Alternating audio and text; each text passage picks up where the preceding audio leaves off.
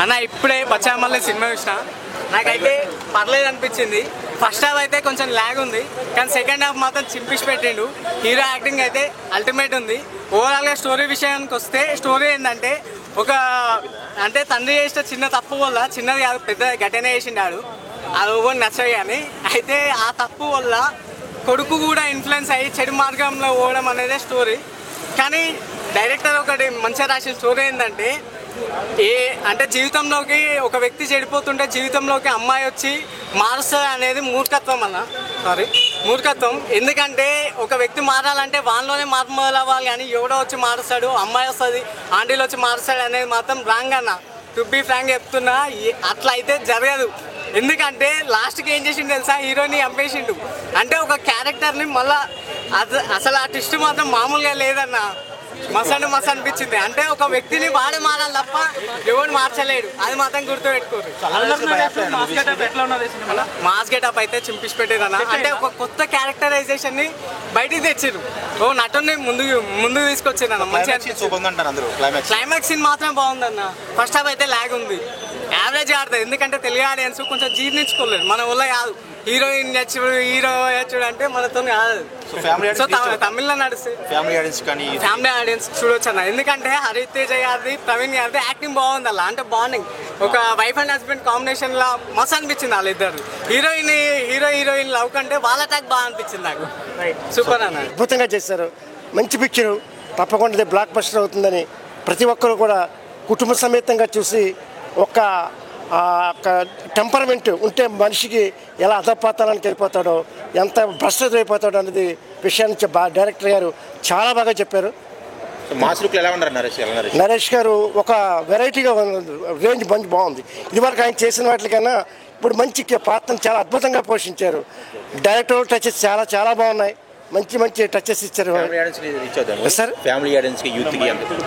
యూత్కి ఒక మెసేజ్ అని చెప్పుకోవాలి. ఎందుకంటారా, ఎడమెంట్ నేచర్ ఉంటే మనిషి ఎలా నాశనం అయిపోతాడు అన్నది డైరెక్టర్ గారు చాలా బాగా చేశారు, చాలా అద్భుతంగా చేశారు. మంచి పిక్చర్. హీరోయిన్ పై పెర్ఫార్మెన్స్ అంటే కథకు తగ్గట్టుగానే చేసింది ఆవిడ ఎంతవరకు అవైల్ చేసుకోవాలన్న విషయాన్ని హీరోయిన్ అంతవరకు అవైల్ చేసుకున్నారు. ఈవిడికి కూడా మంచి ఫ్యూచర్ ఉంటుందని నేను ఆలోచిస్తాను. సూపర్. మంచి ముఖ్యంగా చెప్పవలసింది స్క్రీన్ ప్లే డైరెక్టర్ మధు గారు, విప్పర్తి మధు గారు చాలా అద్భుతంగా రాశారు. ఆయనకు కూడా మంచి ఫ్యూచర్ ఉండాలని నేను కోరుకుంటున్నాను. మంచి రైటింగ్స్ అండి, మంచి సబ్జెక్ట్. మ్యూజిక్ యావరేజ్, సినిమా తగ్గట్టుగా ఉంది, మ్యూజిక్ యావరేజ్గా ఉంది. మ్యూజిక్ కూడా చెప్పుకోదగ్గది సార్. రేటింగ్ నేను 4.9 ఇస్తాను. అది మూర్ఖత్వం వల్ల ఒక ఫాదర్ని, ఒక లవ్ చేసిన అమ్మాయిని మొత్తాన్ని కోల్పోయిన తర్వాత వాళ్ళ అమ్మ ఒక మెసేజ్ చెప్పొద్ది. ఆ మెసేజ్ వల్ల మొత్తం అతను మళ్ళీ ఫ్లాష్ బ్యాక్లు ఏమేమి కోల్పోయానా ఏంటి, ఎల్లో ఏంటి అనేది ఆ మూర్ఖత్వం వల్ల అతను కొద్ది రియాక్షన్ అయ్యి ఆ తర్వాత ఆలోచిస్తే అతను లాస్ట్కి అంత స్టోరీ అంతా చెప్పకూడదు, అతను కోల్పోతాడు లాస్ట్కి. అదే అతనే కోల్పోతాడంటే చనిపోతాడని ఎందుకు చెప్పకూడదు, రివ్యూ చేయకూడదు కదా. కామన్ స్టోరీ, ప్రతి ఇంట్లో జరిగే స్టోరీ, ప్రతి ఇంట్లో కోపాలు ఆవేశాలు ఇవన్నీ ఉంటాయి. సో దానివల్ల ఒక మనిషి ఏం పోగొట్టుకుంటాడు అనే స్టోరీ. సో ఇది స్టోరీ సినిమా అంటే ఒక ఆటోబయోగ్రఫీ అని చెప్పొచ్చు. అంటే ఇప్పుడు అల్లరి నరేష్ చాలా కామెడీ సినిమాలు చేసి మానేసి ఇప్పుడు ఇలాంటి సినిమాలు చేస్తున్నారు కదా, చాలా మంది సజెషన్స్ ఇస్తారు ఇప్పుడు కామెడీ సినిమాలు ఇలాంటి సినిమాలు చేయడం యాక్టర్ అనేవాడు యాక్టర్.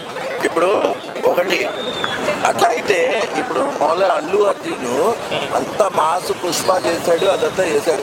దానికి ముందర అలా వైకుంఠపురం చేశాడు. సో అక్కడ అల్లు అర్జున్ ఇది నరేష్కి ఎందుకు రాడు? He's far more superior actor then Allu Arjun. ఇక్కడ ఇండస్ట్రీలో ఎవరైనా ఉంటే he has been trained in direction and వాళ్ళ ఫాదర్ ఒక లెజెండరీ డైరెక్టర్.